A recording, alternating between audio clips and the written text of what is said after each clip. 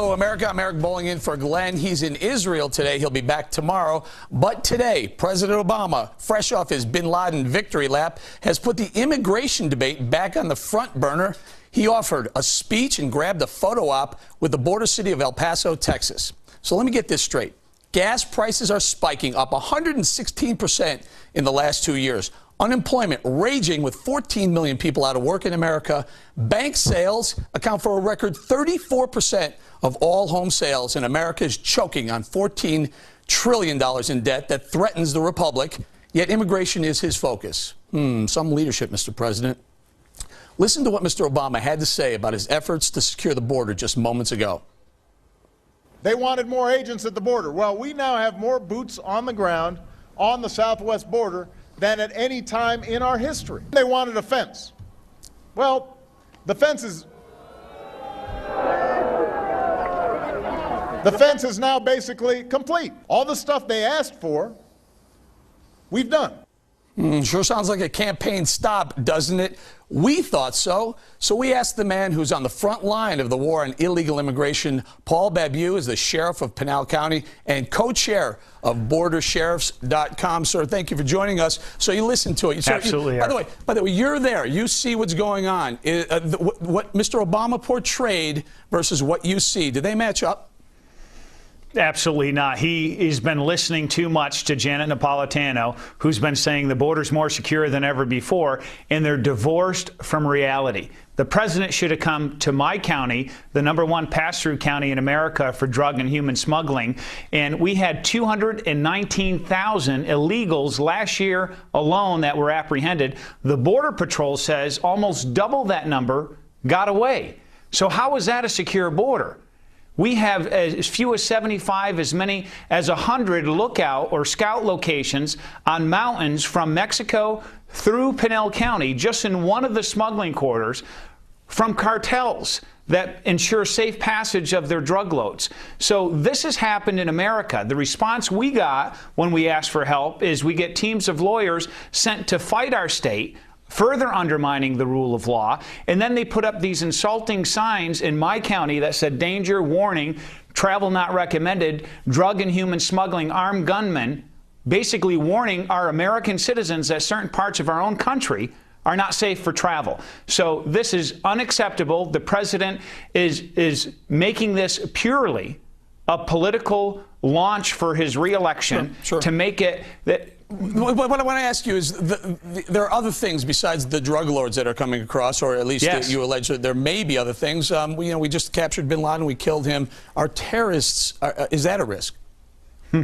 Well, if the majority, the overwhelming majority of simple illegals can make it through our unsecured border without detection, what do we think about people with military training or those that are sleeper cells, part of terrorist organizations, that the 9/11 Commission has warned us at great length that's their plan of the enemy of America, is to slip into the United States somehow and lay in wait for commands from afar. There's no better place than to come through our unsecured border with Mexico.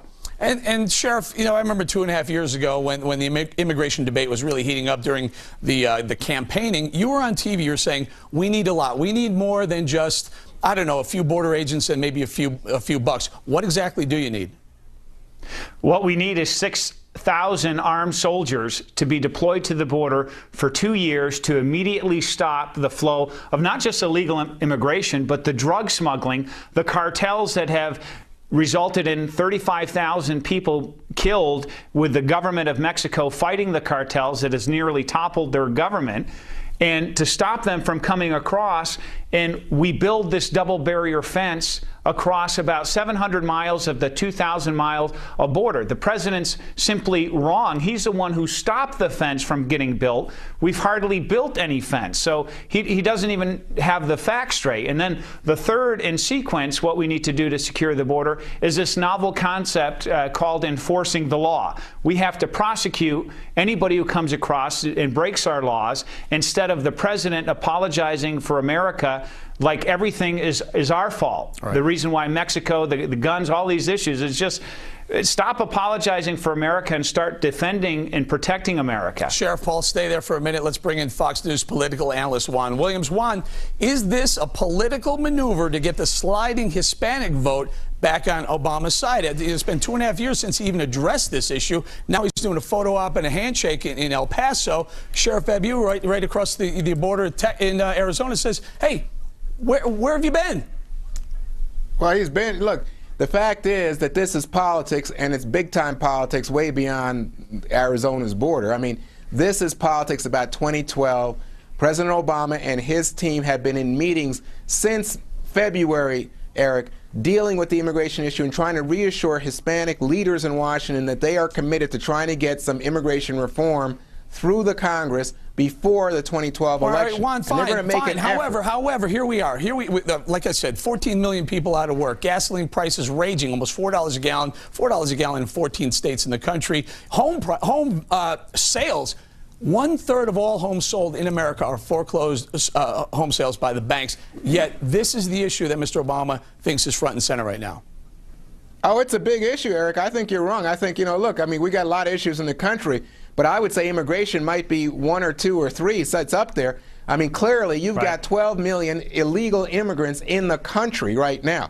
And you've got issues in terms of big business saying, we can't get the kind of people we want into the country because of immigration laws. And at the same time, you've got people who are involved in so many of the factories, immigration, people who help with farm labor, factories, saying we need those people to come in and do work. Okay, and the question is, should you penalize those people, or should you just penalize the immigrants? That's a big issue. Or, Sheriff, there are 11 million. Juan points out, I think Mr. Obama said 11 million was his number today. 11 million illegals in the country with 14 million people out of work. Wouldn't it be better to close the border off and maybe get some of the illegals that are here now, get them back over on the other side of the fence? Well, we cannot be in the business of rewarding people who have broken our laws and reward them with a path to citizenship or citizenship. There's been millions and millions of people who are awaiting their turn for visas and work or student visas or citizenship. We don't defy the rule of law by placing these people who have broken our laws in the front of the line. We have to maybe absolutely fix our immigration process, but we got to secure the border and stop this from happening, because we're going to repeat this cycle time and again. Hey, Juan, and one last thing for us. Sheriff, I have to get to Juan before we lose the satellites. Hey, Juan, we're broke. America's broke. We have $14 trillion in the hole. We're trying to figure out what's going on with health care. If we had 11 million or whatever number that he's proposing, if we had 11, 10, 5 million more onto the health care rolls, onto, it's taking the jobs from people who need jobs, this can't be good for the economy any way you slice it. Eric, come on. You know that he's not adding those people to the cost of health care in this country. And that's the thing that, remember, the congressman yelled out, you lie, and he was proven wrong. None of that, health care coverage does not extend to illegal immigrants. Well, no, but if there's amnesty, it would, Juan. No, it would not, Eric. And in fact, you know what? I mean, the reality is, and this is something I think there's education that was being floated. I think health care is being floated. Hey, there are a number of things that were being floated. Eric, this guy could be your neighbor. Some of the presidential candidates, they've already discovered they're the people fixing the law, and they're the people who are educating their children, caring for their ailing parents. That you aren't going to throw 11 or 12 million people, I remember, out of the country. You got that many buses, you got that many handcuffs. It's just not practical, Eric. All right, Sheriff Abbey, real quickly, last word, sir. Well, how about this? The fact that just this month we had a shootout, 15 smugglers versus bandits. One guy's dead. We can prove the guy was in a shooting. Another guy shot in the gut. We arrested 6 smugglers. This is 70, 80 miles north of the border. This is going on quite often out here. We had 370 pursuits last year. Sheriff, isn't that, Sheriff, you're confusing issues. That's a drug war, and as you said, it's almost destroyed the Mexican government, and it sometimes comes over our border. But that's not an immigration That's why we got to secure the border. All right, Sheriff, all of this is connected. We're on board we should with look you, Sheriff. south. Sheriff, we got to leave it there. Right I'm on. sorry to cut you on. We have to leave it right there. Thank you both to Juan Williams and Sheriff Paul Abu in Arizona. Thanks, Juan. All right, now it's time to get serious about securing our country's border. That's the advice from my next guest, 2012 GOP presidential hopeful, Mr. Herman Cain of Georgia. Mr. Kane, thank you for joining us. You've had some great ideas. You've mentioned some great ideas, sometimes even jesting, joking about them. But let's hear your ideas about securing the border. First of all, Eric, we need to work on the right problems. This whole immigration issue is not one problem, it's 4 problems. Secure the border. And the way I would secure the border is like the sheriff mentioned. We need to secure the border with technology and guns. If that takes 6,000 armed agents on the border, we ought to do that. Number 2, enforce the laws that are already on the books. We cannot ignore what the definition of legal is. If we do, we're going to become a lawless society, just the way Mexico is becoming. And as the sheriff pointed out, this isn't just happening south of the border. They are so brazen that they are doing this north of the border in the United States of America. Number 3, let's make it easier for business to hire people that we know are here legally. Enforce, promote the path to citizenship that's already here. We cannot continue to turn a blind eye on this issue. We've got 4 issues. And the fourth component of my whole approach, empower the states to do what the federal government is not doing and what the federal government will not do.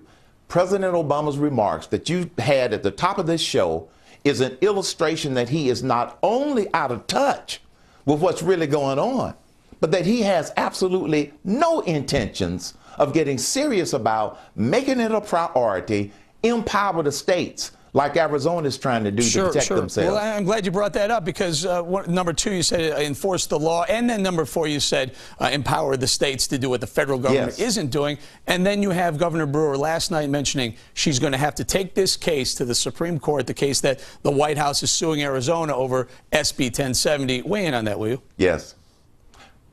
First of all, it is ridiculous that the federal government sued Arizona to begin with. And secondly, now that Arizona has to use the time and the resources to defend themselves and to prove that they are doing what they have a right to do to protect themselves, this is just creating another distraction, which this administration is really good at.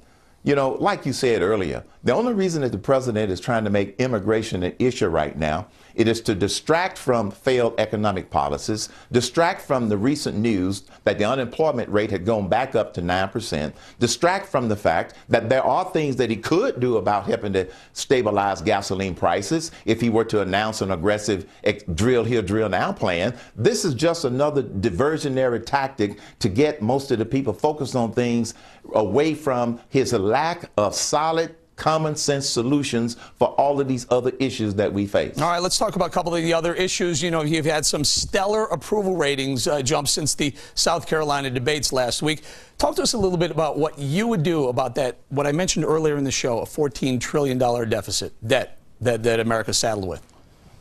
I would do 2 things, Eric. First of all, we've got to stimulate this economy. And I've already laid out and mentioned my 5-point plan for stimulating the economy. Not indirect stimulus, not more government spending, direct stimulus. We've got to lower the top corporate tax rate from 35 to 25%. We are the only nation on the planet that hasn't done this. And we also must bring down the top personal tax rates. It worked in the 20s, it worked in the 60s, it worked in the 80s. It'll work again in this decade. Number 2, take capital gains tax rates to 0. Yes, 0. Stop punishing the people who are taking the risk in investing in new businesses. Number 3, suspend taxes on repatriated profits. Those profits that have been generated by multinational companies overseas, those profits are going to stay there until we stop penalizing money that comes back home. Number 4, give the American worker and the American employer a real payroll tax holiday with a 6.2%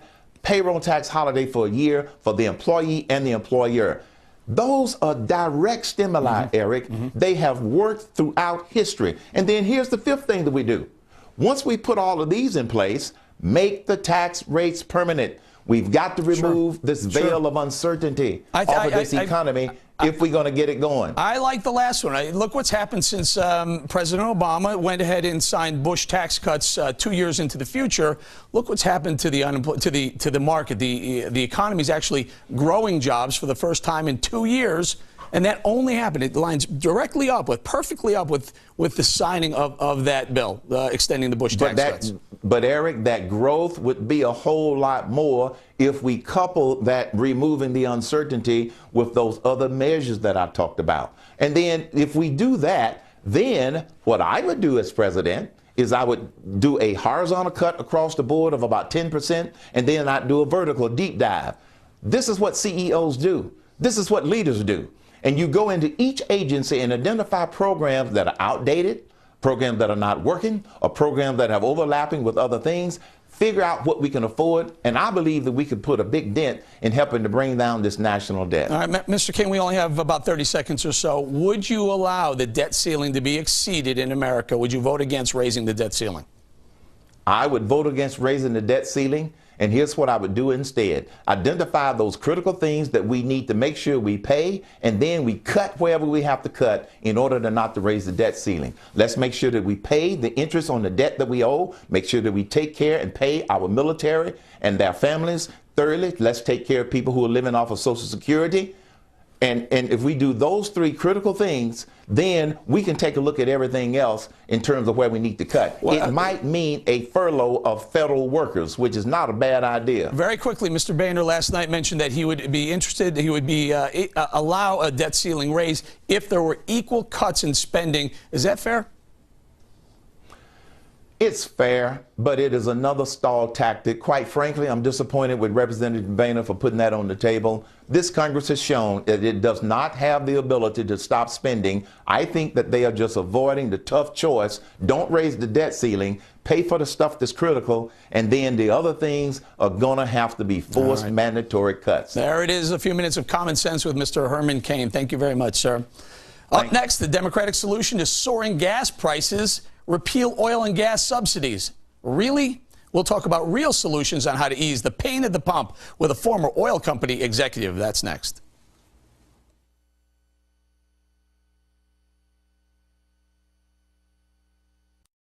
Dog or fill her up. Mr. Obama, simply put, has no clue on how to reduce gas prices. If you take his word for it, our current rate of oil production is higher than, quote, ever before. Listen. Sometimes I get letters from constituents who say, why aren't we just drilling more here? We're actually producing more oil here than ever. Sorry, Mr. Obama, you're absolutely wrong. How can you make this claim? You can't be serious. Or is this another case of fuzzy math from Mr. Obama? Or maybe something entirely more sinister here at work? Let's break it down for a second. One of the highest years for domestic oil production was 1970. We were producing 9.6 million barrels per day. In 2010, we produced just over 5.5 million barrels per day. Last time I checked, 9.6 was more than 5.5. It's 4.1 million more, but he says we're producing more now. And if you're still not convinced, take this chart directly from the Department of Energy. It says it all. Look at this. 1970, 9 million barrels a day. 1986, 9 billion. It's a declining slope all the way to 2008. We've lost nearly 43% of our total production. Joining me now to make sense of all this is former Shell Oil President, Mr. John Hofmeister. John, we've had the Energy Secretary, Stephen Chu, tell us that $8 gallons of gasoline are probably a good thing because it would get us off of dependence on oil. We've got Mr. Bromwich, who runs the Minerals Management Service. He has no idea what the production is going on in the Gulf. What's with the Obama administration? Is this selective fuzzy math? What are they up to? Well, I think when I retired from Shell, the last thing I said to the board of directors in London was, look, we're probably going to have a different president who's going to be anti-hydrocarbon. And the anti-hydrocarbon president is going to make sure that the costs in the U.S. go up for hydrocarbon products because his funders, the people who back him, want to see high hydrocarbon costs because it makes alternative energy look like it's not so expensive. But it is. I also told Senator Obama when he was running for office, if you don't drill more oil in your first term, you are going to face ungodly gasoline prices when you run for re-election. That was in 2007. This is 2011, and guess what? He's facing ungodly gas prices because he didn't drill in his first term. On the way up, he didn't drill. Let's talk about the EPA for a second. There are about 40 or 50 boutique fuels around the country required by the EPA. It depends if you're on the West Coast, the East Coast, if your climate is warm, if it's cold, if it has high altitude. Why all the different boutique fuels? Do we really need that many? Well, the EPA has all these regional centers, and bureaucrats do what they do. They write regulations. So we have all these multiplicity of standards for different parts of the country, which really, I mean, the atmosphere doesn't know state boundaries. The atmosphere moves all over the country. We could get by with about a half a dozen standards, meet the air quality the nation needs. And what would that do to the price? Wouldn't that allow refiners to refine, I don't know, 4 or 5 fungible fuels? Well, one of the reasons that people always have price increases around Memorial Day is we're kicking in the summer standards in different parts of the country, but they're not the same. They're all different. So refineries have to put additional costs into how they manufacture gasoline in order to meet those requirements that the EPA puts on them. All right, John, $103 a barrel, $104 a barrel. Does that, I mean, I can hear right now, the left is going to go, oh, there's plenty of oil, it shouldn't be 103. But does that 103, today's price for oil, reflect today's price or the value that people perceive going forward, a price for forward oil? It has an impact from the future. Today's demand is not equal to the supply. In other words, there's more supply than there is demand. But people are very worried who buy oil in the future that there's not going to be enough, so they're willing to pay more to guarantee deliveries. Here's what's going on. The whole world is watching what China is doing. That is, the whole world that trades oil. China is going to go from 9 million barrels a day today to 15 million barrels a day consumption by 2015. That's 6 million new barrels. Nobody knows where it's coming from. China does. China is loaning billions and billions of dollars to state-owned oil companies to make sure they have oil when they need it. They're not going to look out for the global trading market. They want to guarantee their oil deliveries. So $25 billion to Russia, $23 billion to Nigeria, $10 billion to Brazil, $16 billion to Kazakhstan. These are big numbers, but they're going to guarantee they have oil. There's about an 83 million barrel, right now we use and produce about 83 million barrels. Is that right or so? It's closer to 86. 86 million barrels. So if China steps up and needs 6 more million barrels, where's it coming from? Saudi Arabia, maybe 1 or 2?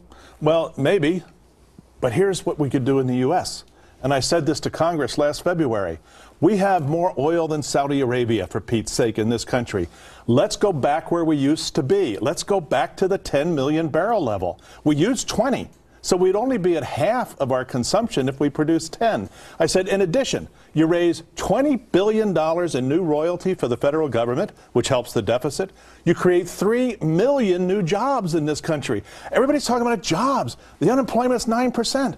For Pete's sake, we're not making jobs in this country because we have an administration that refuses to produce domestic natural resources. If we went from 5.6 million barrels a day to 10, how many more jobs would there be available? What kind of job creation? We're looking at between 3 and 4 million jobs easily. New jobs, American jobs, high-paying jobs with benefits, not service jobs with no benefits.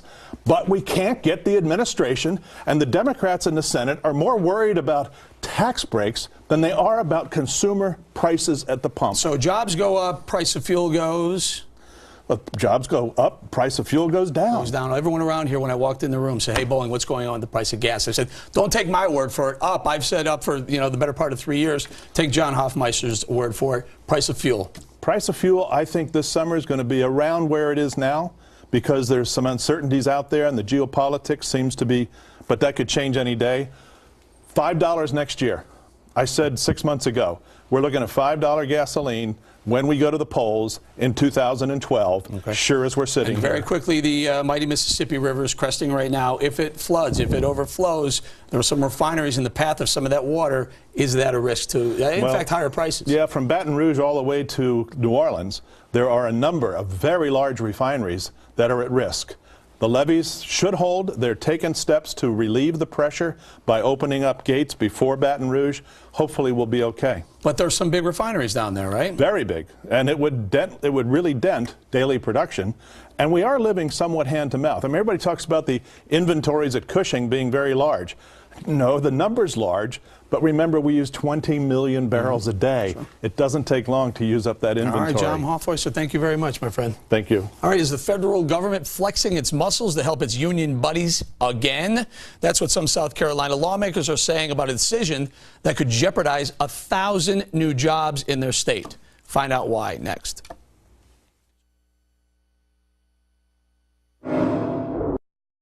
To the U.S.-Mexico border this afternoon, he renewed his call for comprehensive immigration reform. The president vowed again to push for the DREAM Act in Congress.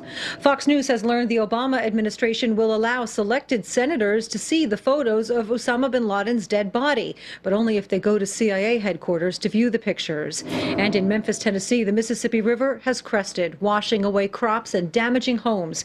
Now other states downstream are preparing for flooding over the next couple of weeks. You can read more about President Obama's trip to the border on foxnews.com. The Glenn Beck program returns in a moment, but first, Brett previews special report. Hey, Brett. Hey, Patty Ann, coming up, Washington reacts to the president's immigration reform speech. Brett Hume is here with analysis. And the president's health care law goes to court again. Please join me in 26 minutes for a special report. Now back to Eric in for Glenn.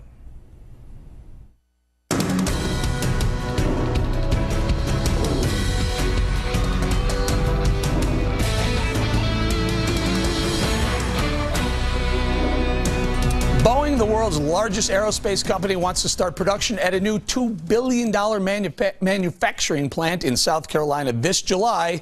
That plant would create more than 1,000 jobs, but the government's National Labor Relations Board is trying to stop Boeing because this new plant would be in South Carolina, a right-to-work state, instead of in Washington state, where labor rights are the law of the land. So here's a company who's trying to create jobs, but is getting a roadblock from the White House. Let's bring in my good friend Verge Bonero, the mayor of Lansing, Michigan. Verge, do you support the NLRB's decision? Well, I support the law, and I support people having an opportunity. You know, I was brought up to believe that you reap what you sow, and what Boeing has sown is seeds of discontent. I mean, let's tell the rest of the story here, Eric. Let's be honest. This is a company that gets just got a $30 billion contract from the federal government, gets a lot of its proceeds and profits from the federal government. This is a company that made over $500 million just in the first quarter of this year, and yet pays its workers $11 an hour. Starting pay is $11 an hour. That's a little more than $20,000 a year. But the CEO of the company made $20 million, 1,000 times, the average worker. It's a free market. It's a private business. They can pay their CEO whatever the heck they want. You or I should have no problem with it. The only one who should are shareholders. Let's get back to the issue, the labor issue. What in the world? Why does the NLRB have an opinion about Boeing opening a new plant in South Carolina? The NLRB they has an opinion. have a plant in Washington state. The NLRB has an opinion and a role in how workers are treated. And I want to live in a country where workers have rights and can choose to form a union if they wish. You know, I don't wake up in the morning and say, WWPD, what would Putin do? I want to live in a country where people have rights and people have freedom of association. Does the NLRB have a right to tell Boeing how much profit it can make? Well, of course not. Well, that's what they're doing. They're saying the point you can't hire workers at a lower wage in South Carolina. You need to hire them in Washington state, or we can get our grimy little goonian hands on you and raise your wage. I don't think that's what they're saying. I think what they're saying is that workers have rights, and I think they've made a legal finding of fact that workers are being punished for their union activities. And I want to live in a country where people have the right to belong to a union without fear of reprisal. Now, maybe that's not the America you envision, but that's the America I want to live in. No, the America I envisioned is a free market America, like South Carolina says, right to work, pay them what you want, do what you have to do. Well, build a plant here, hire 1,000 people, spend $2 billion in our state. Wonderful. That is the market. That's what's going to bring the economy back. Not pretending to have a false wage level like Washington State or Michigan. Boeing was warned well in advance that there was going to be problems, that they should not proceed because they had an unresolved labor issue in Washington State. They chose to go ahead. Their investors, they made that decision. Now, that's their decision. They'll live with it. They've made their bet. bed. But I say let's look at the rest of the story. These workers, while Boeing's profits were soaring, the workers went without a pay raise for 6 years. Now, I'd like to know how that would work with you, Eric. If you went without, if you, let me finish. If you went without a pay raise for 6 years, if you went without a pay raise for 6 years, you'd probably switch over to MSNBC. You know what else comes with profits? Taxes. And that's exactly what you need. The taxes are what's paying all those federal salaries, all those federal unionized workers. Listen to this. If you're in a union, all wages considered, $917 per week unionized, $717 non-union, same workers, 28% higher. Is that fair? I'm not sure what you're talking about because I'm not looking at a graph. According to the Bureau of Labor Statistics, if you're in a union, are you saying you're that paying 28% more than if you're non-union. Well, you're saying that union workers pay more taxes? No, I'm sorry. My point was about Boeing paying more taxes with profit. I'm saying the union model raises wages artificially. I disagree. Unions have raised everybody's wage. They didn't just raise the union wage. They raised the non-union wage. That's how we got a middle class in this country. And now, interestingly, when the unions are down to about 7% of the population, interestingly, the middle class is under attack, being eroded. Why and is the rich that? are getting richer. Why is it? Because you're allergic to the term "share the wealth." You think it's socialism. I'm allergic to that term. Yeah, you're right. I don't know where you come from, because the fact is that's what created the middle class in this country. No, that's what created Marxism, not here's capitalism. A fact. I don't want to confuse you with the facts, but let me give you one. The average CEO used to make 30 times what the average worker made. Now it's 300 times. And what's happening is the rich are getting richer and the poor are getting poorer, and the middle class is being eliminated. And who should tell us what that ratio should be? You, Verge? You, Mayor of Lansing, Michigan? By the way, how's it working for Lansing, sir? What I believe in is a country where people can choose to form a union if they so choose, and they don't have to worry about being punished for it. Now, I know you prefer emerging markets like China and Russia, where they have authoritarian governments. Authoritarian governments that keep people down so they can pay their people dirt and pollute their environment and get away with it. Do you or do you not have a budget gap this year?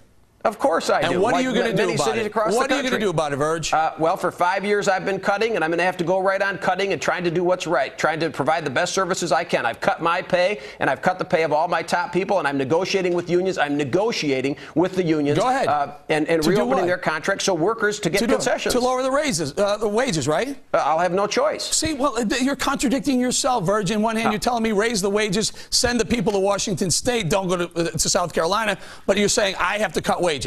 Here's a little difference for you, Eric. Now, see if you can follow the money. Boeing is making record profits. I just got through telling you Boeing made $500 million in the first quarter, and they made continuing profits. And while their profits were soaring, they refused to share the wealth with their workers. Are you going to raise taxes? I put that up to the voters. The voters said no, so the answer is no. Fantastic. We're going to have to leave it there. Thank you, Verge Bonero. Good to see you. While Osama bin Laden is no longer a threat to the U.S., his death is opening up a whole new set of terror concerns. Should we bring back the water bucket? And is Pakistan really a friend or an enemy in our war on terror? We're going to debate all that after this. The Pakistani government, the same government that we've given nearly $20 billion in aid to over the last 10 years. Meanwhile, we got this warning from Pakistan's Prime Minister Yusuf Gilani yesterday. Let no one draw any wrong conclusions.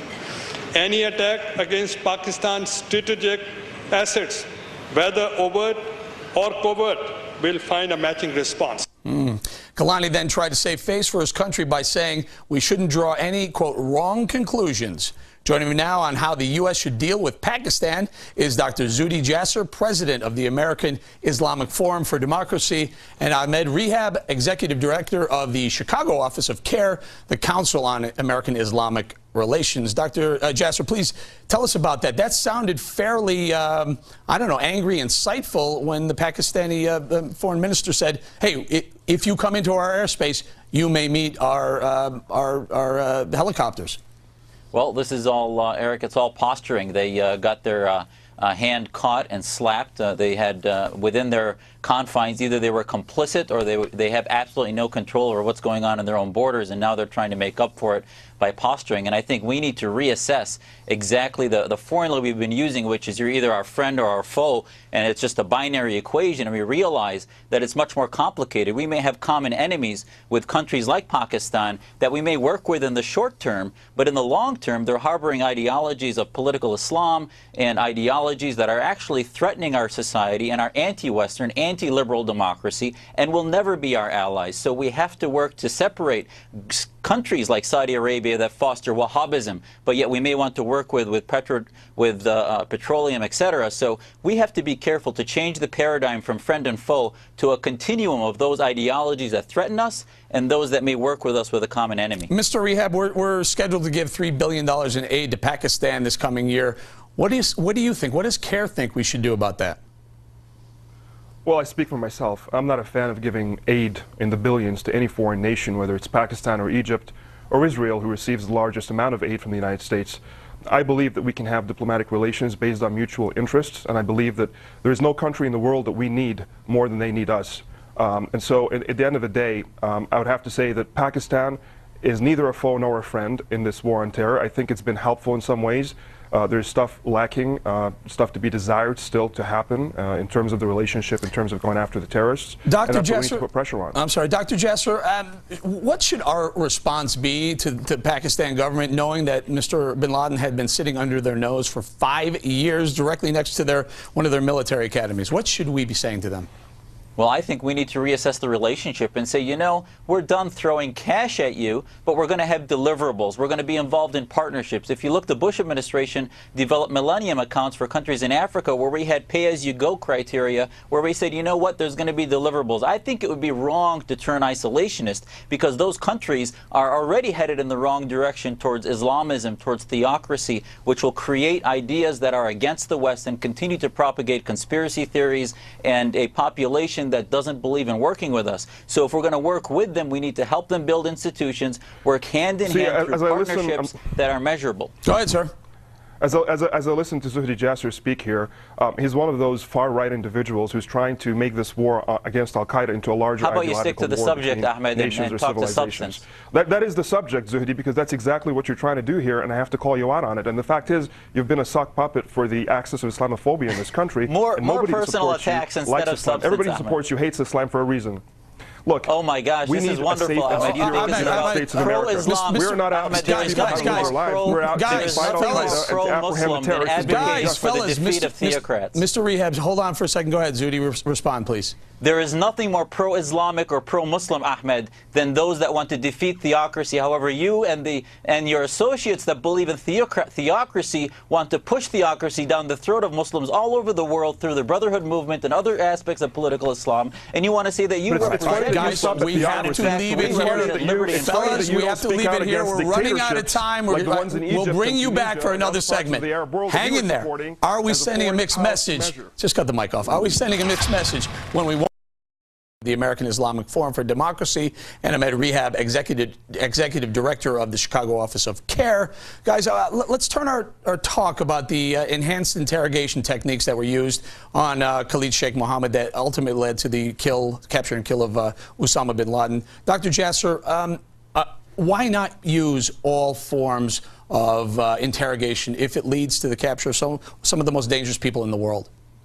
Well, I think that's a great question. In this democracy and transparency, we talk about these things, and I think we need to look at what we got as a result of waterboarding and the fact that we can't be sanctimonious and say that we will not use any forms of coercion. I mean, what are we going to use? Harsh language? At the end of the day, we have to be transparent. It doesn't mean we can use all forms. It doesn't mean we turn into thuggish societies like Syria that is now using torture to get Facebook passwords. We're getting data that was used to capture the most wanted criminal in society. And I think ultimately we need to reassess that sanctimonious blanket, we won't use torture, and realize that, you know, war is messy, and there may be times in which we have to use things that transparently we say are part of the coercion we need to do. Now, Mr. Rehab, Chris Wallace on Fox News Sunday had a great question. He asked Mr. Donnellan, you know, if it's okay to shoot someone in the eye and kill him, an unarmed man, why is it not okay to waterboard him? Where is CARE on waterboarding and the capture and kill of Osama bin Laden? Can you square those two? Look, the difference between us and those whom we fight in the form of Al-Qaeda and other militant radical groups is that we are a nation of values. We're a nation of laws. And in the fight to maintain the upper hand, we can't lose our souls. We can't lose our principles and our values that make us worth fighting for. At the end of the day, torture is torture. By any other name, it's still torture.